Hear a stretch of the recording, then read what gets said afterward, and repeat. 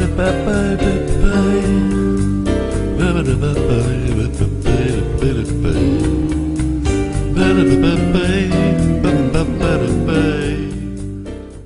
el tema de las relaciones entre la industria farmacéutica y los profesionales sanitarios, pues bueno, uno de los aspectos quizá más controvertidos sea la gran cantidad de dinero que se invierte en la promoción de medicamentos, ¿no? Muchas veces en el contexto de la formación médica continuada, ¿no? Entonces, bueno, hay mucho descrito sobre cómo se establecen estas relaciones, si esta promoción les influye a los médicos o no, en qué medida les influye y demás. Entonces, en este sentido, podemos ir más allá y plantearnos las relaciones entre los estudiantes de medicina y la industria farmacéutica, o sea, en una etapa previa, ¿no? Ya en las facultades, porque podemos identificar algunas características o particularidades propias de esta etapa en concreto. Entonces, bueno, parece que la precocidad con la que se instauran las relaciones con la industria farmacéutica se asocia con una mayor aceptación por parte del estudiante y también un mayor riesgo de que se perpetúen estas relaciones a lo largo del tiempo, ¿no? Bueno, podría ser, o podríamos reflexionar sobre esto, ¿no? Uno de los motivos quizás sea el que los estudiantes, ya por la etapa en la que se encuentran, se muestren o sean más receptivos hacia todos aquellos valores y todas las actitudes que le rodean en el servicio, ¿no? También podría ser porque, bueno, quizá no tengamos tanta libertad para posicionarnos y para exigir límites en el servicio donde nos tenemos que adaptar, ¿no? En el que estamos rotando haciendo las prácticas. Vamos a hacer una actividad en la que discutiremos porque hay muchos medicamentos para una parte muy pequeña de la población y porque la mayor parte de la población mundial casi no tiene acceso a los fármacos. Vemos que las patentes son un factor limitante en alguna medida del acceso a la medicación, pero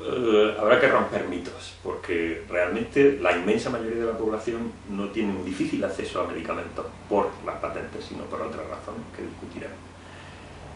Hablaremos también un poco de cómo hay dentro de la industria farmacéutica distintos tipos de industria, innovadora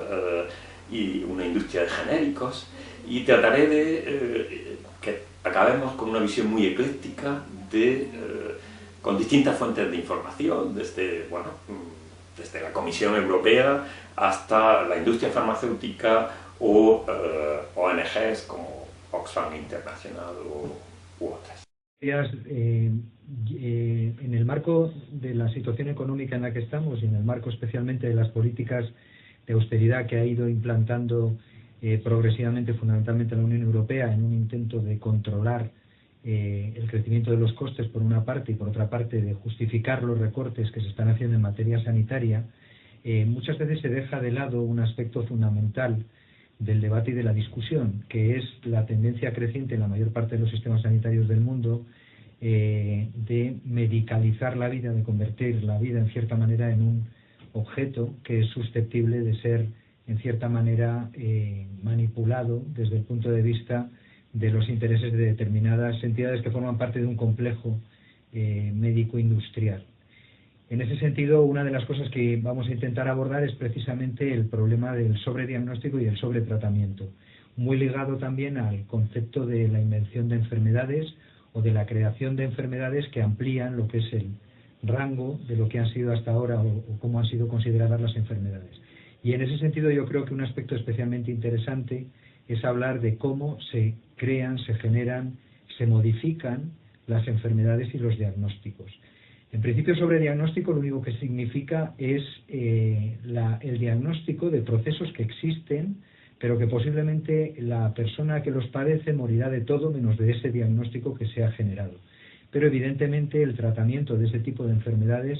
son especialmente rentables, no solo para las empresas que se encargan de vender medicamentos, sino las que venden tecnología y también para las administraciones sanitarias. Entonces, en la jornada, Irigoyen nos va a poner en relación los cambios estructurales que están aconteciendo en coherencia con el momento socioeconómico que vivimos. Bueno, pues en la charla de bioética, que la va a impartir Pablo Simón, de lo que se va a hablar es del proceso de prescripción de medicamentos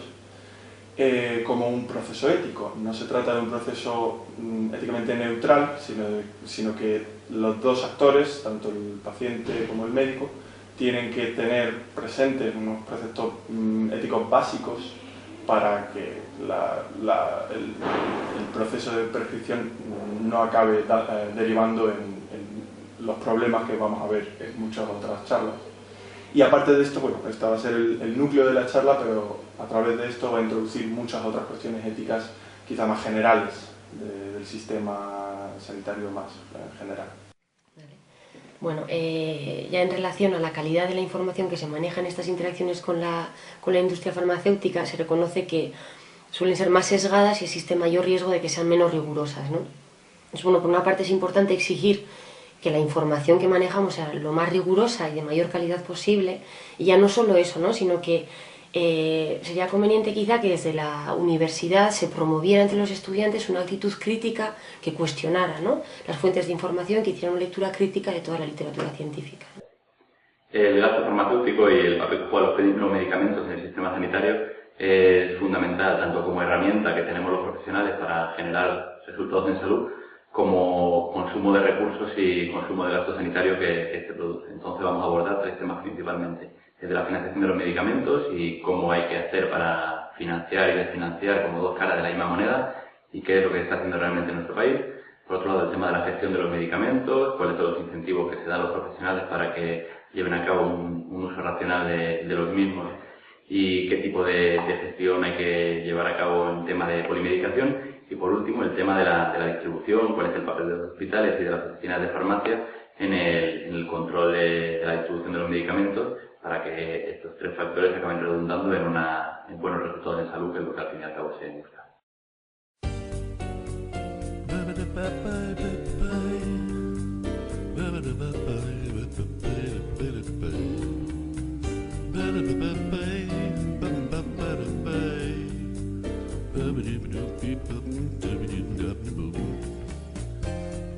Was ist Lust in Lachen?